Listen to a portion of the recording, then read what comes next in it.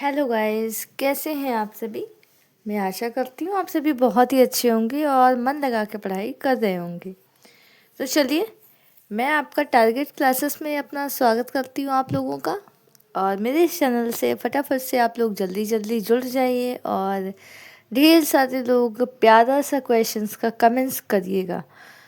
और जिन्होंने हमारे चैनल को सब्सक्राइब ना किया हो, प्लीज़ उसे लाइक शेयर एंड सब्सक्राइब जरूर करिएगा, क्योंकि कुछ मोटिवेशन मुझे भी मिलेगा तभी मैं आगे कंटिन्यू कर पाऊँगी। अदरवाइज़ मैं मतलब होपलेस हो जाऊँगी, तो मैं आगे और भी क्वेश्चंस नहीं दे पाऊँगी जो मैं देना चाहती हूँ आपके सीटेट के लिए इम्पॉर्टेंट क्वेश्चन। जो आपको कभी कभी होता है ना, हिंदी और इंग्लिश में बहुत कन्फ्यूजन होती है ना, तो आप हिंदी और इंग्लिश नहीं समझ पाते हैं। तो मेरी ये कोशिश रहेगी कि आपको जो हिंदी वाले बच्चे हैं सीटेट देना चाहते हैं, जो मतलब यूपी के बच्चे हैं या यूपी बोर्ड के बच्चे हैं जो हिंदी से पास किए हुए हैं, उनको दिक्कत होती है, तो हम पूरी की पूरी आपको जो लेक्चर है अपना वो हिंदी में समझाएंगे ताकि आपको एकदम अच्छे से समझ में आ जाए। ठीक है, किसी भी तरीका का कोई डाउट ना रहे। अगर कोई डाउट हो तो प्लीज़ आप कमेंट्स में हमको ज़रूर बताइएगा। तो चलिए, हम अपने फर्स्ट क्वेश्चन की तरफ बढ़ते हैं और हमारा फर्स्ट क्वेश्चन क्या कह रहा है। फर्स्ट क्वेश्चन कह रहा है, एक उचित प्रश्न या सुझाव के द्वारा बच्ची की समझ को उस बिंदु से बहुत आगे ले जाया जा सकता है जिस पर वह अकेले पहुंच सकती है। निम्न में से कौन सी संरचना उपरोक्त कथन को प्रकाशित करती है। ठीक है, ये है क्वेश्चन। इसमें कह रहा है एक बच्ची है। कौन है? बच्ची है जो मतलब आगे बढ़ रही है, बहुत आगे जाना चाह रही है। ठीक है, लेकिन इसमें उसका कहना है कि जिस पर वह अकेले पहुंच सकती है, लेकिन थोड़ी सी उसकी प्रॉब्लम है या थोड़ी सी कुछ है समझ, जो ना समझ है, जो उसे नहीं समझ में आ रही है, अगर उसे थोड़ी सी हेल्प हो जाए तो वो बहुत आगे बढ़ सकती है। ठीक, तो इसका हमारा जो क्वेश्चन है यही है। और आंसर हमारा क्या कह रहा है? आंसर पहला है समीपस्थ या निकटस्थ विकास का क्षेत्र। दूसरा कह रहा है साम्य धारण और थर्ड वाला कह रहा है संरक्षण। तो आपने अगर लेव वाइगोस्की का ZPD आपने सुना होगा, समीपस्थ या निकटस्थ विकास का क्षेत्र, इसे हम कह सकते हैं ZPD। और इसका पूरा नाम होता है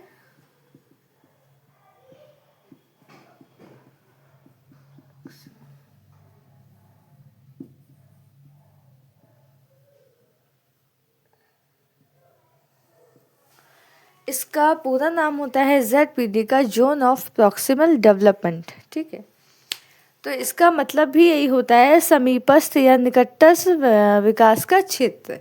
मतलब हमारे कहने का मतलब है कि मान लेते हैं ये एक जगह है और यहाँ पे बच्चा है। ठीक, ये बच्चा है और बच्चे को कहाँ पे पहुँचना है? ये बच्चा है, बच्चे यहाँ तक चला गया है। ठीक है, यहाँ तक बच्चा पहुँच चुका है और जब बच्चे को पूरा यहाँ तक पहुँचना है, उसे थोड़ा सा सहारा मिल जाए या थोड़ा सा कोई उसकी मदद कर दे, तो वो पूरा जो है जोन जो है वो पूरा कर सकता है, यानी पूरी समझ ले सकता है उस पर। ठीक है, यहाँ पे कहने का यही मतलब है, समीपस्थ निकटतम विकास का क्षेत्र। जो इतनी हमारी गैपिंग है, इस गैपिंग को पूरा कर दिया जाए, इस गैपिंग को ही बोलेंगे ZPD। ठीक है, यानी जो मतलब उनके वयस्क हैं, जो उन्हें थोड़ी सी सहायता कर दे, तो वो बच्चा यहाँ से लेकर यहाँ तक इजली पहुँच जाएगा। ठीक है, तो इसका हमारा फर्स्ट आंसर ही सही है, ZPD zone of proximal development.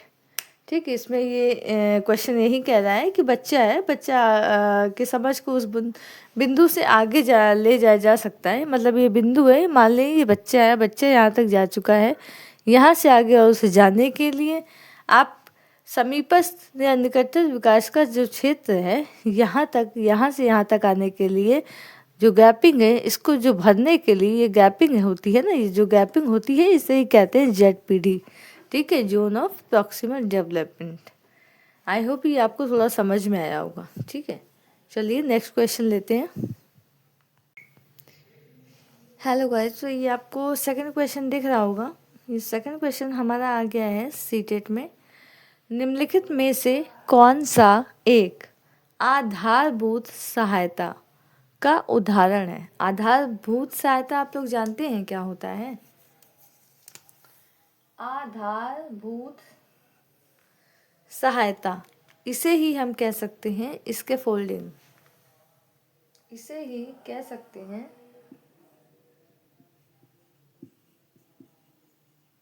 Folding. दिख रहा है आपको नीचे? नहीं दिख रहा है? ओके, देखो नीचे लिखा हुआ है इसके फोल्डिंग। इस क्वेश्चंस में जो पूछा गया है आपसे कि आधारभूत सहायता का उदाहरण कौन सा है, मतलब बच्चे को सहायता देना यानी इसके फोल्डिंग देना, ये आपका किस में दर्शाता है, ये आपको बताना है। पहला आंसर कह रहा है विद्यार्थियों को प्रेरित करने वाले भाषण देना। भाषण, क्या आप विद्यार्थियों को प्रेरित करने के लंबा चौड़ा भाषण देंगे? क्या बच्चा बोर नहीं हो जाएगा? तो भाषण देने वाली जैसी चीज़ें सीटेट में हम नेगेटिविटी को मानते हैं, और भाषण देने से बच्चे वैसे भी सुनेंगे नहीं, आधे बच्चे तो सुनेंगे नहीं और आधे जो हो जाएंगे वो सो जाएंगे। ठीक है, तो विद्यार्थियों को प्रेरित करने के लिए हमें लंबा चौड़ा भाषण नहीं देना चाहिए, स्पेशली छोटे बच्चों को। सेकंड कह रहा है अनुबोधन और संकेत देना तथा नाजुक स्थितियों पर प्रश्न पूछना। अगर आपको कोई क्वेश्चन नहीं समझ में आ रहा है तो हम जो बोल रहे हैं आप उससे समझने की कोशिश करिएगा। अनुबोधन और संकेत देना, यहाँ पर भी आप देख सकते हैं संकेत देना।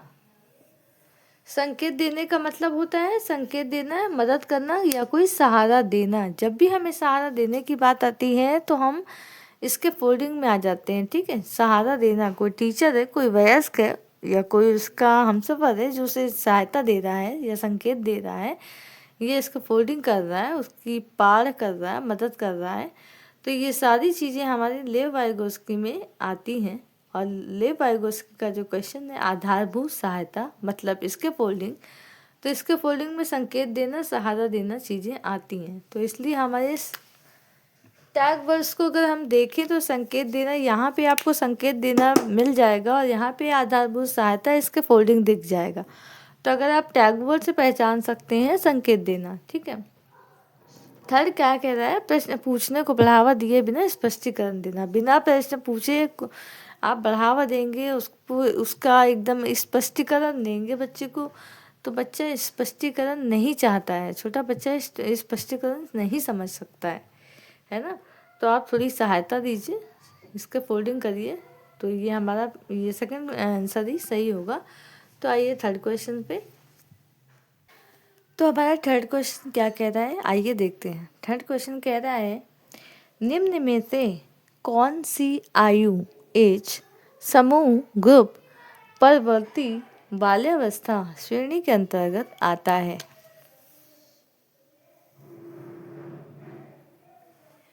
परवर्ती का क्या मतलब होता है, पहले तो आप ये समझिए परवर्ती की कौन सी अवस्था होती है।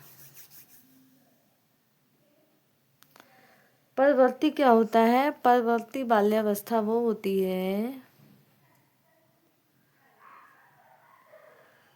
पर मतलब होता है बाद में, परवर्ती मतलब होती है बाद की बाल्यावस्था। एक पूर्व बाल्यावस्था होती है और एक परवर्ती बाल्यावस्था होती है। ठीक है, तो परवर्ती बाल्यावस्था मतलब होती है बाद की बाल्यावस्था, तो वो हमारी कौन सी होगी, किस श्रेणी के अंतर्गत आएगी? 18 से 14 वर्ष नहीं, 18 से 14 वर्ष, 18 से 14 वर्ष वॉट एवर, कुछ और होगा यहाँ पे।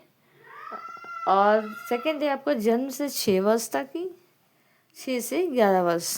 तो जन्म से 6 वर्ष अगर हम कहते हैं तो इसे पूर्व बाल्यावस्था कहते हैं, और हमसे पूछा है परवर्ती बाल्यावस्था श्रेणी के अंतर्गत कौन सी आयु आती है। तो परवर्ती बाल्यावस्था में हम जानते हैं कि हमारी 6 से 11 वर्ष की अवस्था आती है। ठीक है, इसके अंतर्गत 6 से 11 वर्ष की बाल्यावस्था आती है।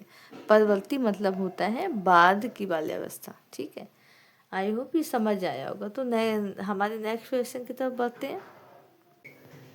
तो हमारा फोर्थ क्वेश्चन आ गया है। क्या कहता है फोर्थ क्वेश्चन? लेव वाइगोस्की का मानना था कि विकास किससे होता है? लेव वाइगोस्की, तो आप तो लेव वाइगोस्की का पासवर्ड तो जानते ही होंगे। लेव वाइगोस्की ने किस चीज़ पर सिद्धांत दिया है ये सभी लोगों को पता है, लेकिन फिर भी इसका आंसर हम देखते हैं क्या है। प्रकृति में असंगत है, पहला कह रहा है।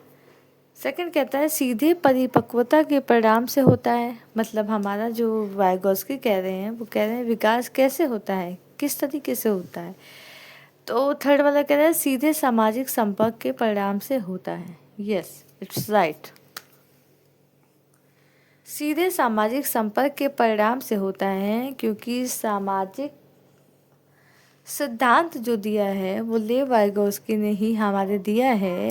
और उन्होंने कहा है कि अगर बच्चे का विकास होता है तो सीधे समाज के संपर्क में आने से, एक दूसरे के साथ अंतःक्रिया करने से, एक दूसरे के साथ बातचीत करने से, समाज में रहकर, संस्कृति में रहकर ही बच्चा कुछ सीख सकता है। तो हमारा थर्ड क्वेश्चन, इस आंसर का क्वेश्चन आंसर थर्ड सही है। सीधे सामाजिक संपर्क के परिणाम से होता है। ठीक है, आई होप कोई डाउट नहीं होगा। देखिएगा इसे, ये क्वेश्चंस आपको कैसे लगे, और मुझे ये कमेंट्स करिएगा। आगे भी मैं आपको ये ऐसे अच्छे अच्छे क्वेश्चंस देती रहूँगी। ठीक है, थैंक यू फॉर वॉचिंग।